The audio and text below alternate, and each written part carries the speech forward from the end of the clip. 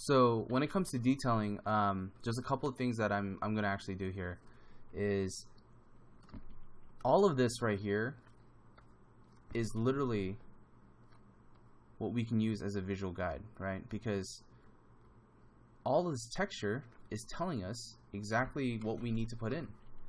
So I can literally overlay this and just be like, done, right? But we're not going to do that. But what I am going to do is I'm going to follow a lot of these cues to design the front of this thing. So starting with the base,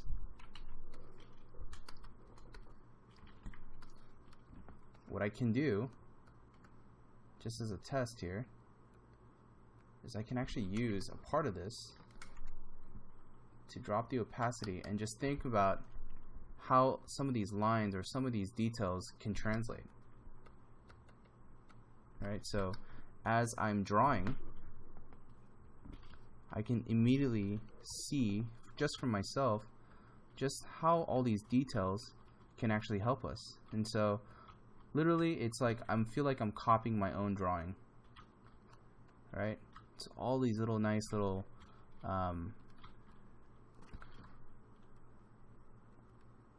pipes and stuff like that give us a sense of scale, and that's what we really need at this phase of the drawing. All this really nice little, what my good friend Albert, who's a designer at 343, he calls these little narnies, and that's the first thing I always think about when I'm designing. I'm like, oh, I gotta put in all the little narnies.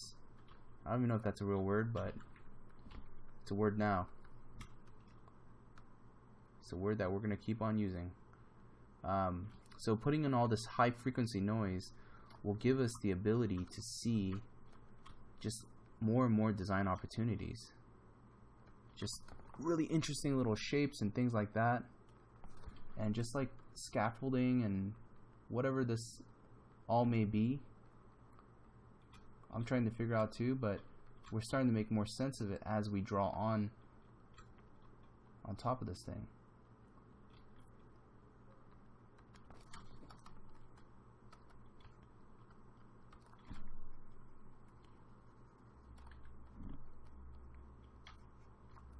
And it gives us such really interesting shapes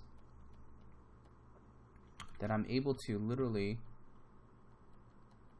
just kind of transfer over.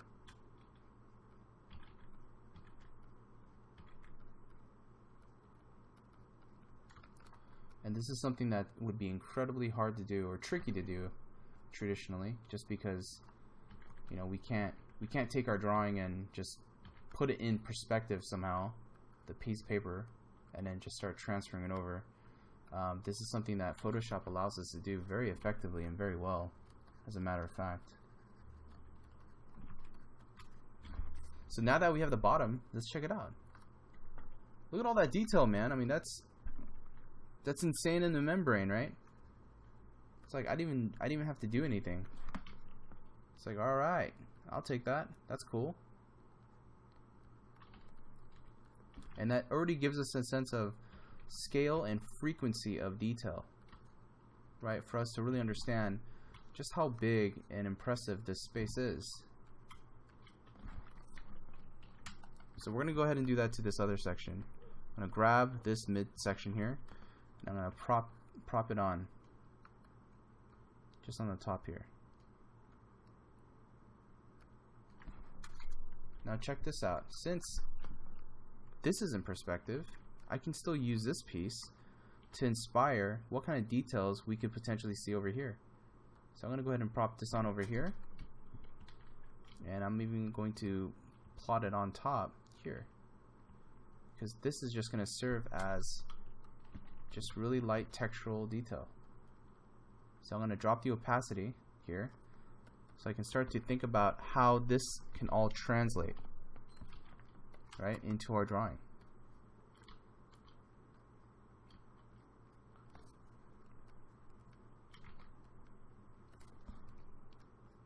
I'm already starting to get ideas here just in terms of what all this can mean.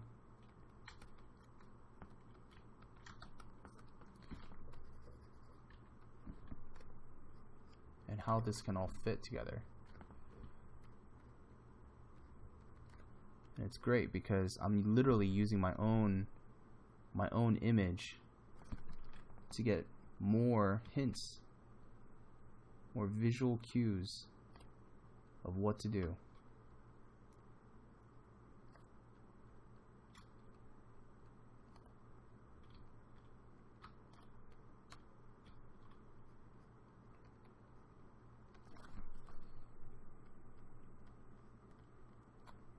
And even the top here gives me so much. It's great. There's a lot of great information that I'm pulling just from the textual source that allows me to really look at this in a different light, different light. Kind of like, oh, okay, cool. This is like some sort of pipe or something here. It's all connected here, but there's a big simple, industrial, some sort of mechanical surface here.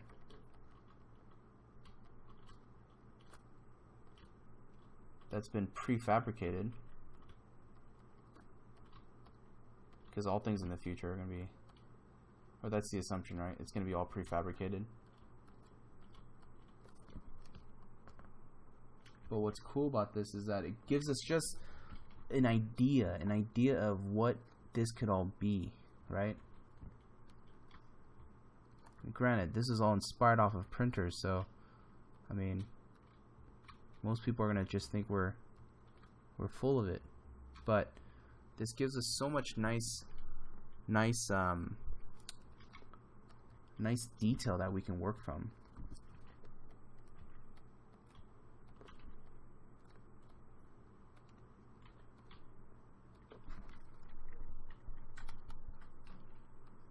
And it's already getting nice and detailed here too.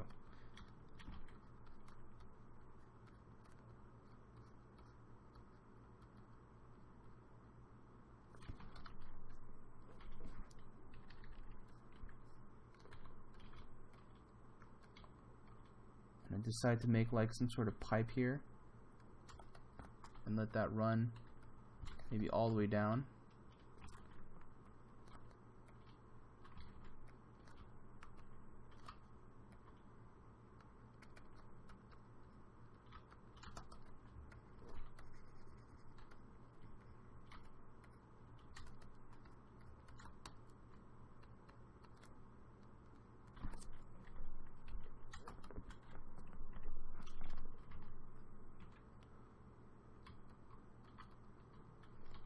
And here, maybe this is what's all kind of at the base. It kind of divots in. Maybe I can make this angle a little bit more steeper, just to really, really sell the idea that this is really divoted, like really cut into the architecture.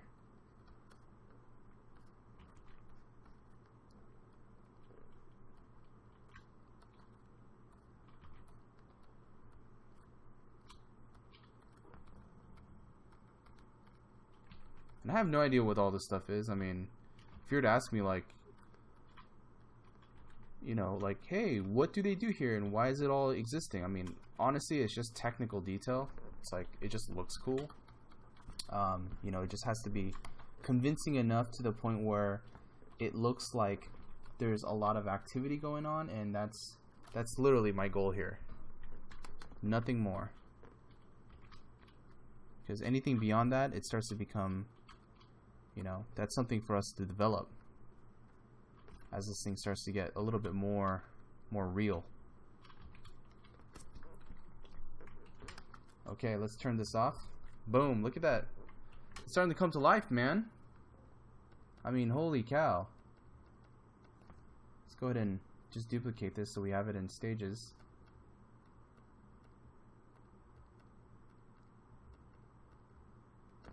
Okay. So now at this stage, sorry, I didn't mean to be impressed by my own drawing. I'm trying to keep this session fun and light, but I realize I sound like a retard when I do that. I'm like, all right, John, yeah, this is fantastic. I must sound crazy to the people who's hearing, you know, like my neighbors and stuff. Anyways,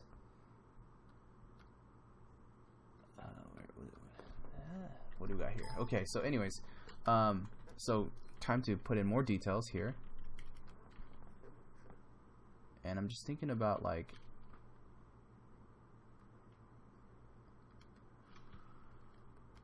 just how all this stuff can translate. And obviously, you know, notice I still have my original line, so that's still keeping me on track, you know. So I'm not, I feel like I'm not, you know, completely falling off the tracks. I still have a little bit of point of reference to know whether something is, it doesn't feel right, just because, you know, I'm following my own lines here, so it's okay.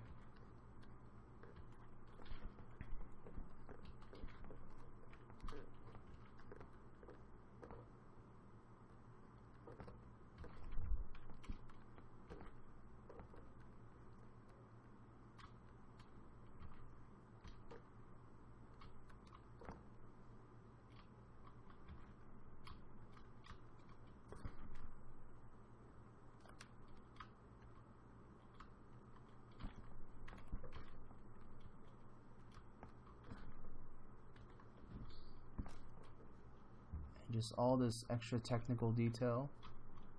Let's go ahead and indicate all that stuff. And these little things that stick out, I'm thinking like it's maybe some sort of solar or antenna or something. I mean, at this scale, it can be almost anything, to be honest. But at least it's something to kind of help with the scale in reference to this.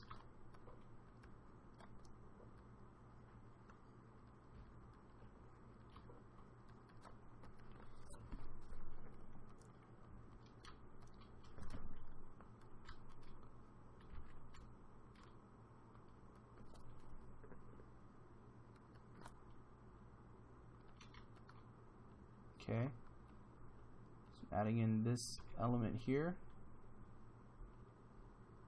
And this is where I'm going to just kind of improvise some of my own details. And you guys can feel free to do that as well in your drawings. Just improvise and see what is appropriate, what you feel would work best there. But for the most part, I'm trying to go off of my own little reference here, texture reference, and then adding in a lot of what I think is going to be cool. So you can notice like there's a common theme here, right? So it's like use your own drawing, use the base, but then also constantly, you know, adjust or fix or change whatever you feel like that's going to benefit your drawing at the end. So notice I'm not being too faithful to my block in here. I'm just using it just enough. Otherwise, it'd be so boring. It's like if you figured out your design from the get-go of like, oh, the architecture is going to be a circle because I put a circle here. I mean, come on, man. That's like too predictable, right? So it becomes a really boring drawing job for you. It's like, might as well just give yourself a little bit of freedom and liberty and have fun with it. Otherwise, if everything was determined and predicted by some sort of like perspective rule, then I don't think I can ever draw, man. It would be too damn boring. You know, perspective is just to help us make sure that we don't fall off the tracks and that everything is visually, you know, measured out and somewhat precise looking.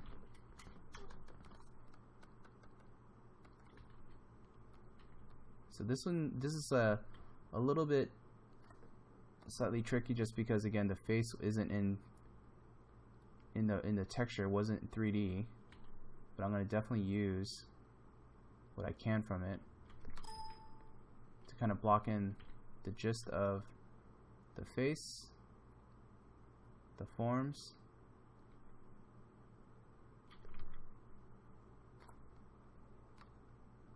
just so that we can get a majority of the design in.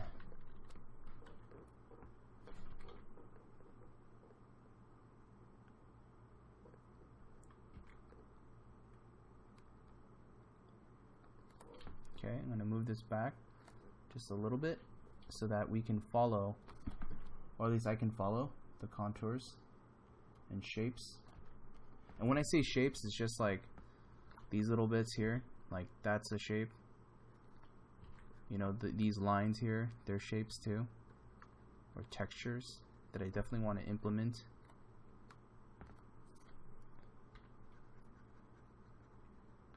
And the hands.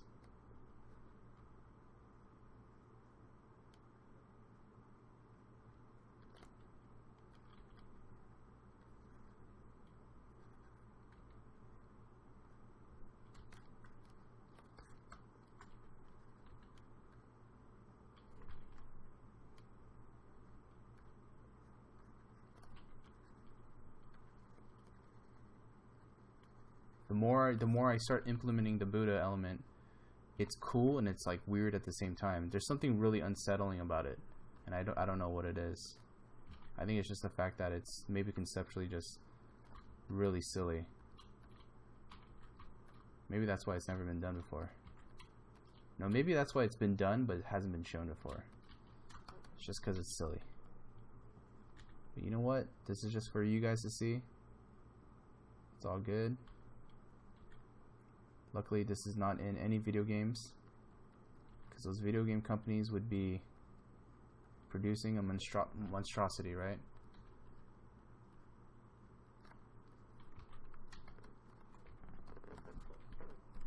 Okay. Something to kind of get us a little bit further along.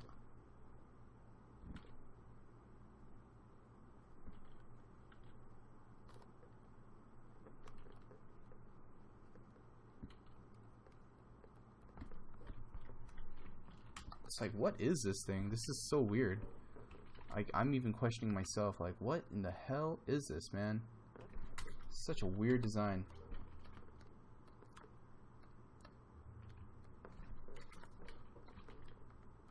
Okay, let's drop the opacity here. Just again for texture. And there's so much, like, interesting stuff that I can pull from this.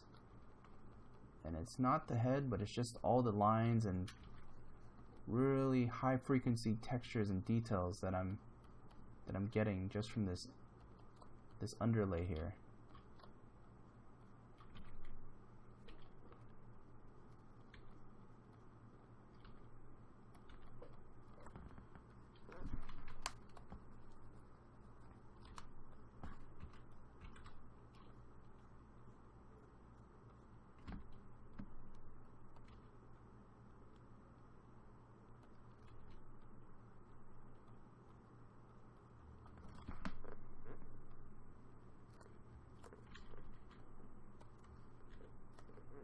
I remember when I was attending college, like drawing like this was basically the only form of concept art. You know, like Photoshop was still fairly new, and drawing in Photoshop was, I mean, that was a no-no. You know, like it was all about drawing and then scan your drawings in, and that's the way you're supposed to draw. But looking back, I'm like, oh man, it's such a trip to be able to draw and to be able to draw on your tablet and not have to use a scanner. And I feel bad because my scanner has been collecting so much dust that it literally became a book stand, and it has no purpose whatsoever in life anymore.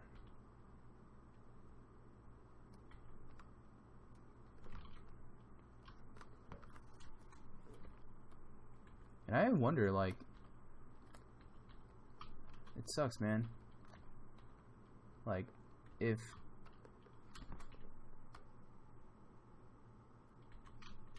we're using all this, like, all these tools and stuff, like, I wonder how many more tools are going to be created, and like, how long does that last? I'm just happy that I still have my computer, because when iPads came out, I was like, oh man, we're gonna be using our iPads to draw, and I've already seen a lot of my friends do it, and they do some amazing paintings, and now they don't even use their laptops to go plein air painting. It's just they just use their iPads. They just do simple quick studies, and it looks amazing, and it's more than I can ever do, even traditionally. I don't even know how to mix colors traditionally. That's how sad it is. And they're doing like all these paintings that look like real paintings, you know?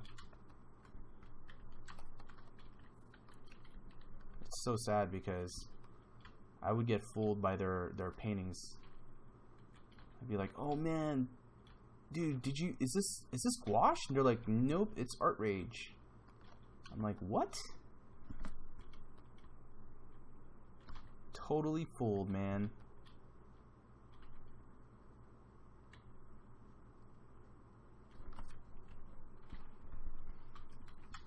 And that's when you feel like technology has officially made you feel old. Okay, so continuing onto the backside, I'm literally going to grab more of this textury goodness, and you know, let's go ahead and feel free to just kind of stretch it way back here, just because this back area feels a little empty, and I'm gonna just duplicate it and see what we get just by stretching it over like that. And let's go ahead and duplicate it and stretch it on the top plane like so. You know, and as I'm talking about this, like, it might seem like this is a new technique to some of you, but it's not. You know, we do this in painting, or at least a lot of my fellow art friends, concept art buddies. They do this in the form of painting, and they do an amazing job. You know, and basically what it is you're recycling your own artwork in order to try to find different forms or different ways to kind of get interesting uses out of it. So I don't take credit for this this method, you know, even though I might be using it in drawing form, but you know, it's really the work of everyone that works in Photoshop and that has found really efficient ways of designing and painting. So I think those people, you know, they actually inspired me to kind of look at designing and drawing in a completely new light. You know, it's not all traditional and old school like it used to be. And I do miss the old school way of drawing, where it's like you use rulers and stuff, but I mean, I don't even know what that is anymore.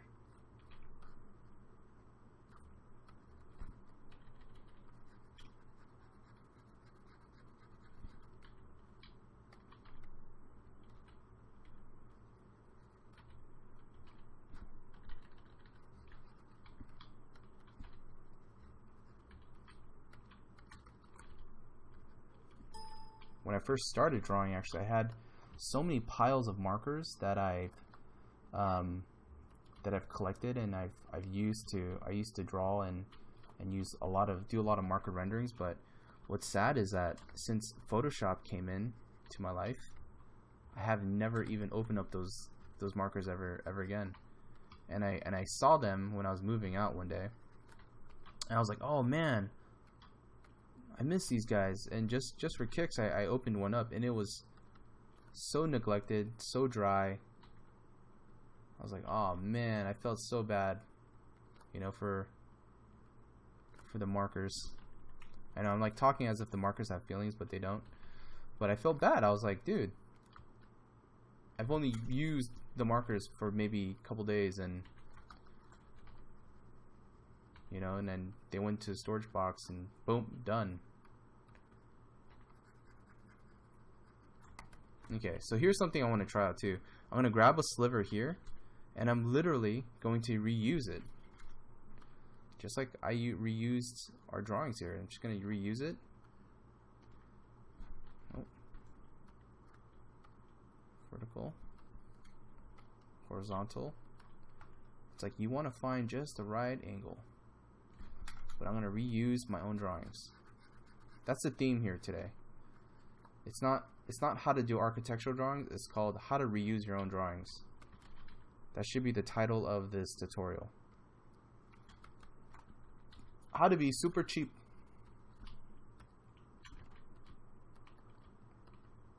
Right? My Asian side's kicking in, man. I just want to copy and paste all this other work I did, and it's not even that much work.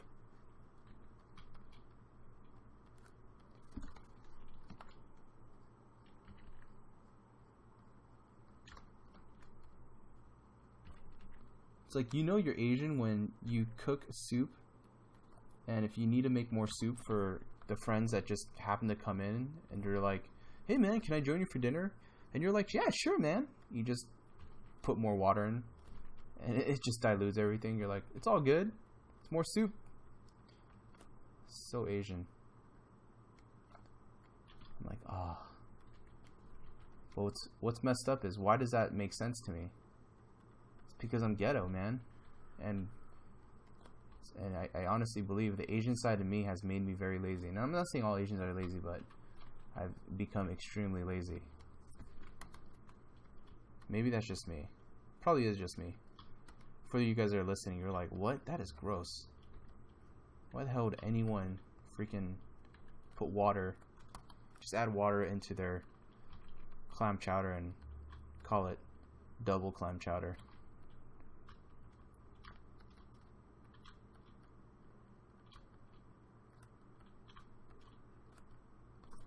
Look at all this free detail. Man, Lazy Central, dude. This is awesome. I don't have to do anything. This is great.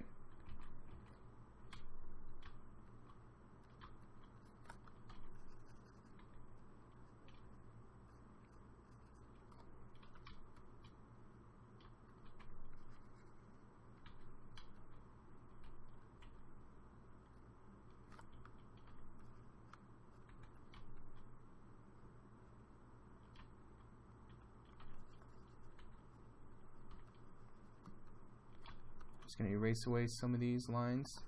And here I see a lot of high frequency of detail. Now, I'm going to turn this off just so we can look at it and see what we got.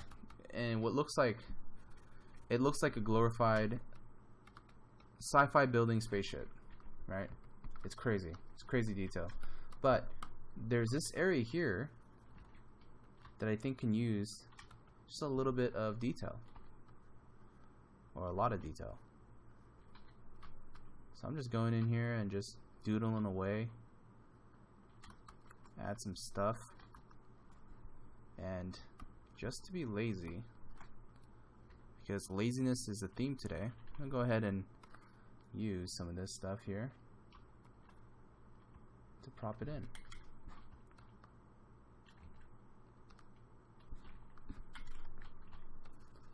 Alright, but let's not make it too obvious. That way, if anyone questions me, I'll just say, yeah, I totally drew it. Now, see, that looks totally artificial. I don't want to do that. So maybe I have to grab an area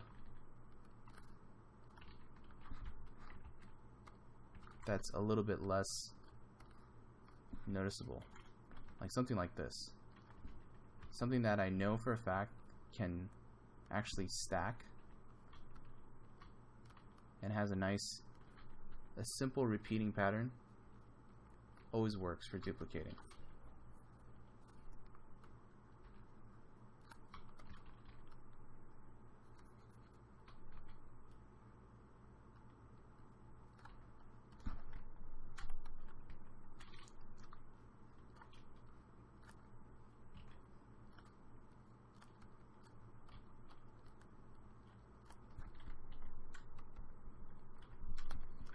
Okay, let's add some more stuff. And I still like how there's like this shape here. Maybe it's all connected to the face of the Buddha, or whatever this thing is. This is not even like a temple anymore. This is a temple battleship. That's exactly what this has become. Alright. Sweet. Now we are done. We're done with the drawing. I'm just going to go ahead and duplicate it. Just so that I can go ahead and erase away the interior. Just because I want to retain just some of the silhouette. So what happens is when you duplicate the layer, you get kind of this nice punchy outline. And I'm just erasing out what I don't need on the inside because I don't want that too detailed. And we have that. So we initially started with this, or actually we initially started with a block in. Where are you? Here we go. There we go. We started with this here. I'm going to title this A. And we started blocking it in, B. And then we started finishing it off, C. So these are the 3 stages. So now comes the final stage. And the final stage is a very relaxing stage. You guys can take a break now. This is relatively the easiest part and probably the favorite part that I like, and I might have mentioned this in my other video. It's where you get to shut your brain off and literally just fill in the blanks. It's like a coloring book. And it's where you can literally just not even think, man.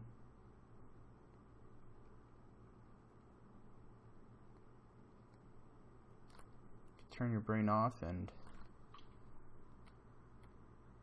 you can do this by lassoing out.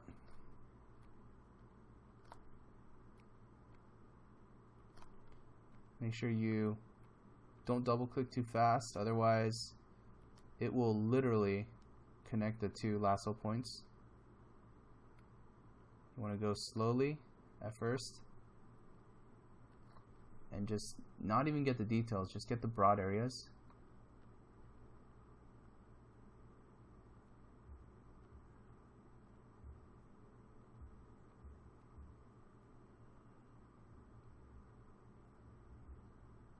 Alright, where did I end? I like lost my place. Alright, here we go. Holy, that was kind of scary. I had a mini heart attack for a second. I was like, oh shit. Alright, let's put in this little hands and stuff. Little tower.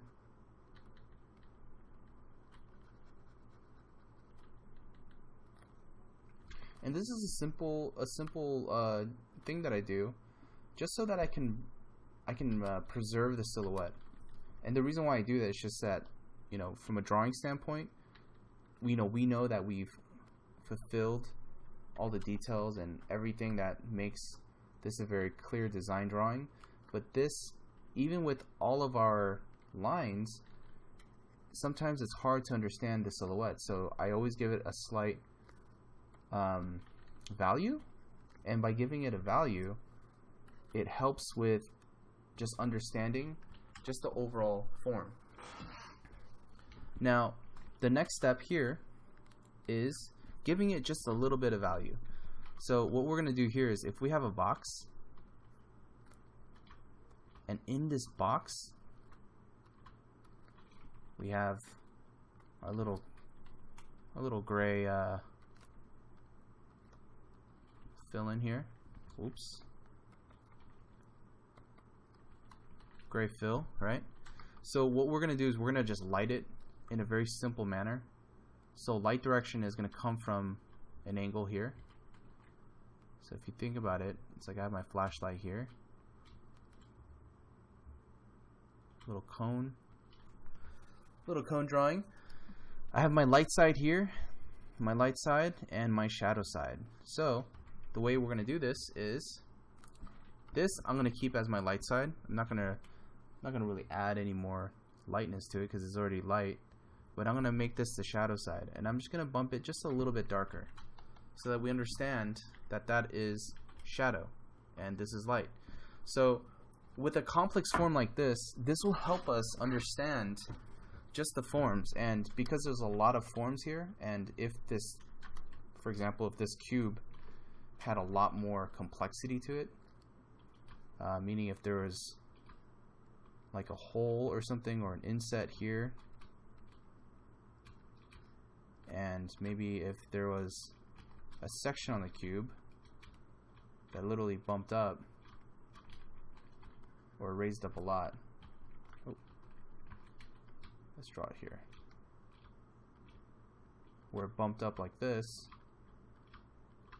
then I know for a fact that these areas are going to get shadow,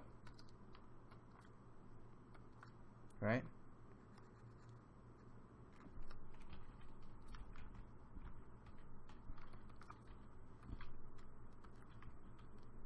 They're going to get the same shadow treatment, and this is also going to get a shadow because it's getting cast shadow, right? And this area here is going to get a cast shadow as well. And the cast shadow comes from, it's a self cast shadow, which means it comes from the object that it's on top, that's sitting on top. So this is the main reason why I want to have this shadow form for this object. Okay, so what I'm going to do is I'm going to add another layer, and I'm going to lock it in just so that I can add in the shadows. And we can do it very rudimentary, like just start to kind of block in the general shapes and clean it up. So what I like to do is just say, well, I know for a fact that probably most of this is in shadow, just half of it. Just think of it all as, oh well, half of this image is in shadow, right? Just so we can see it. Not that it's accurate, but I can just say, well, half of it is all in shadow, and I don't know how much is in shadow, but how about this here? We'll just leave up and in light just for now. And then the reason why I kept it on a separate layer is that I can clean up whatever we don't need.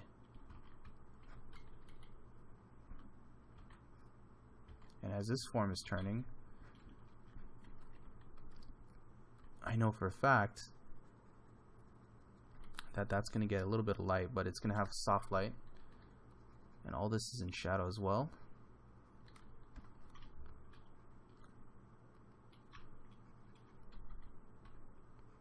And notice I'm keeping my sense of light direction really simple, right? If it's facing down, it's in shadow. If it's facing towards that angle, it's in light.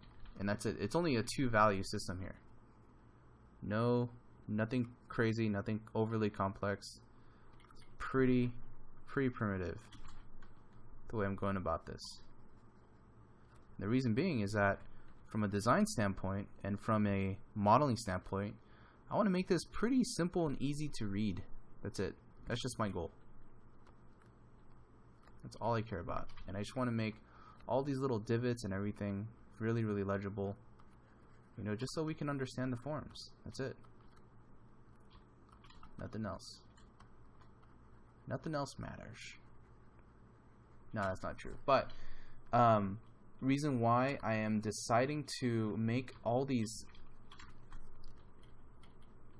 forms simple, so that, you know, it is very clear, and also we understand the geometry, right? Otherwise, you know, we have to really pay attention, and I think, you know, it's a lot of work to pay attention. So let's make it easier on the viewer, and the viewers will appreciate us for that.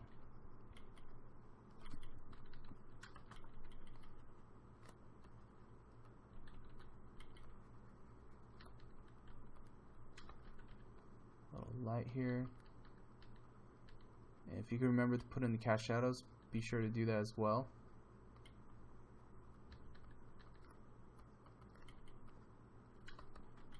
And then here, since this is kind of like a dome-like shape, I'm just gonna add a little bit of a shadow here, a soft shadow. And this isn't gonna be, it's gonna be in light. And this is most likely in shadow.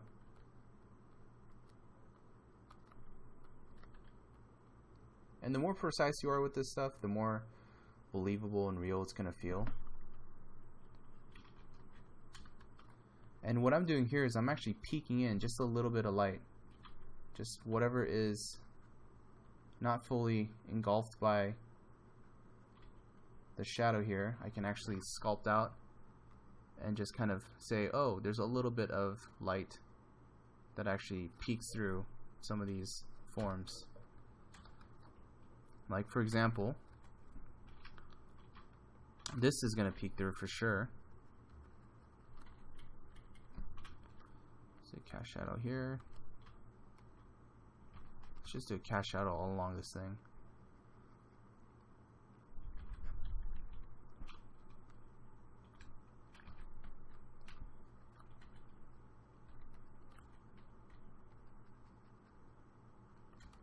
And this is probably going to have a cast shadow as well. Now the way I'm determining that is there's just a relative angle that I can just think about. If it's coming at this angle, then I know that most of this is going to be in shadow. Most of this is in shadow. But if I say the angle is slightly shallower, then only a part of it's in shadow. So with that said, I'm going to say only a part of it's in shadow. And I'm going to go ahead and just kind of reveal just this section.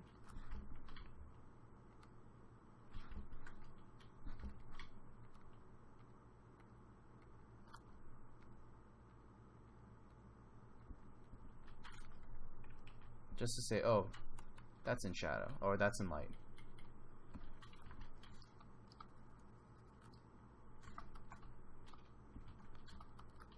And then all of this here, that's probably at an angle too. So this is all going to be relatively in shadow by this huge structure. And that's probably going to overtake a lot of this stuff.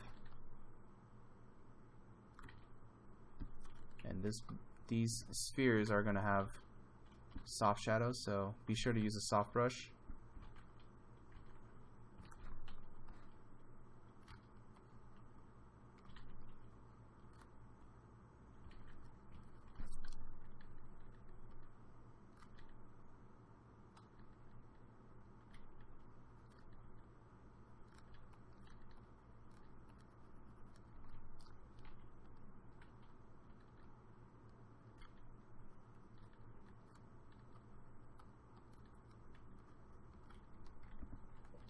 Alright, now we have our form.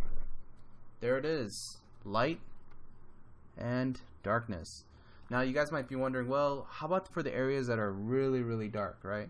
Now we can do that. We can actually add another layer, and this is just, if you guys are interested, I just go slightly darker in value, and I'm going to put this on multiply actually. This might be better, and I'm picking this existing value here. And the rule of thumb for this is anything that's a complete darkness, I'm going to add this dark value. But I don't want to add black because black is just too harsh for this type of drawing, and I kind of want to preserve a little bit of that, light kind of touch to it. This has kind of like that light markery look. So I definitely want to preserve that, and so I'm going to just add just a little bit of that dark value here, and it'll give it the illusion that these are darker crevices or areas. We can even say like the pipes and stuff have a slight shadow to it.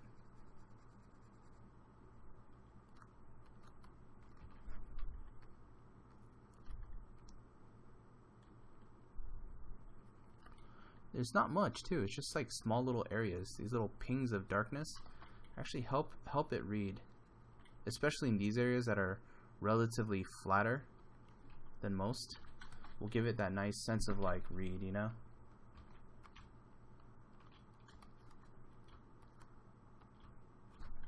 then especially in these areas as well.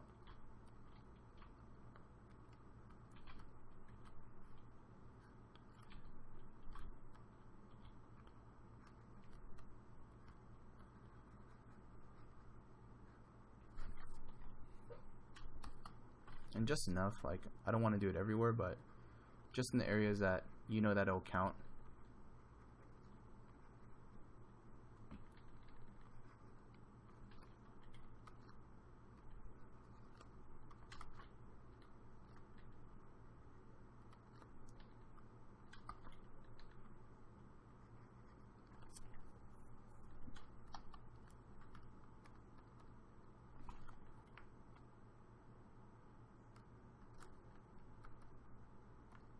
Now what I can do here, just go a little bit darker so we can really see the forms a bit.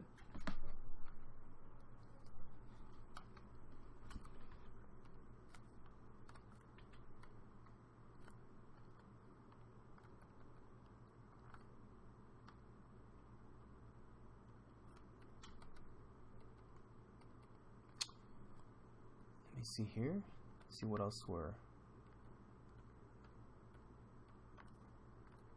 It's going to add it in gradation, but I don't think it's going to help.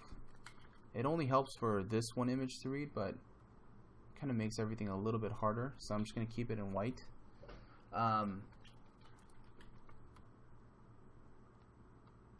yeah, guys, this concludes the demo. Let's just do a quick recap. So we basically started from a silhouette, right? Which was this image here. Oh, let me just duplicate it again. More or less, it was a silhouette. We put some photo textures on here and we transfer it over using the basic shapes here. Oh, where are you? Using the basic shapes here. And with that, we were able to figure out the basic forms of this and then do the drawing, do the light pass, simple understanding of how the shadows work here, and then translate this over to the final drawing. And that concludes our demonstration. So I hope this was helpful to you guys, and I'll see you next time. Thank you.